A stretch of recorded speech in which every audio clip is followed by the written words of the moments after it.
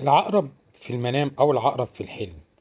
العقرب في المنام من الأحلام الخبيثة، لأن العقرب في المنام رؤيته بتدل على عدو لدود، وبتدل على الهم والغم، وبتدل أيضا على سوء الاختيار وعمى البصيرة والبصر والعياذ بالله.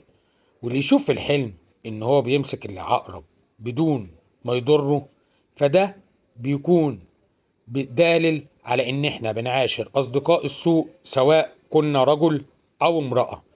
اما اللي بيشوف ان هو بيتحول العقرب في المنام، فده بيدل على ان هو انسان فاسق.